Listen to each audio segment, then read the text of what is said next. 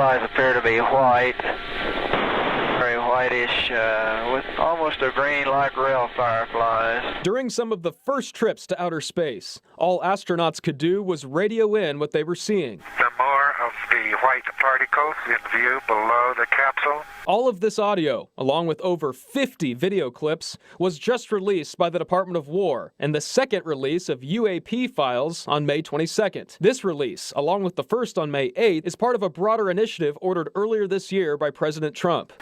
They appear to be traveling exactly my speed. There is one drifting off.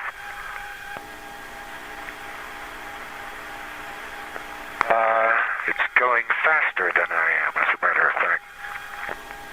UAP is the new term for UFO, an acronym for Unidentified Anomalous Phenomenon. In some of these cases, the DoW notes NASA found the astronauts were seeing ice fragments or pieces of their own spacecrafts. But the Department of War also declassified these videos, captured with military cameras and sensors, of objects here on Earth. They want to find out about the UFOs and anything having to do with UFO or related material. There are multiple clips of objects that the U.S. military labeled UAPs. This is one from June 2020, and on the department's website, the description is vague. It says, quote, likely derived from an infrared sensor aboard a U.S. military platform operating within the United States Central Command Area of Responsibility in 2020. A user uploaded this video to a classified network in June 2024. This video is from 2020, taken in an undisclosed area under U.S. Central Command where some kind of sphere was flying over a populated area. And there are ties to Oklahoma. Oklahoma City is mentioned twice between the files released on May 22nd and the first round on May 8th. This file is from July of 1947, where a 38-year-old, Byron Savage, was interviewed about a sighting he had from his home on Northwest 29th Street, where he described an object that was perfectly round and flat, and it left no trailing effects as it moved across the sky, faster than any jet-propelled aircraft. The documents say Savage had his private pilot's license, and his account was investigated by the FBI and Army Air Force's intelligence.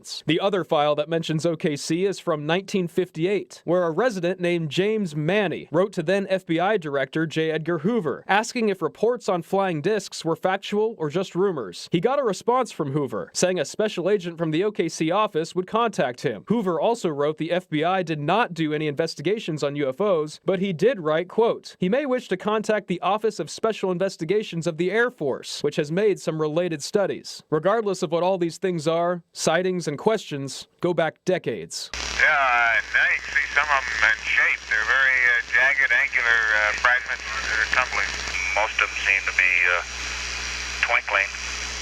And I think for the most part, they're all moving away from us. You can read all the declassified files for yourself online, and we'll have a link on KOCO.com. In OKC, Jason Berger, KOCO 5 News.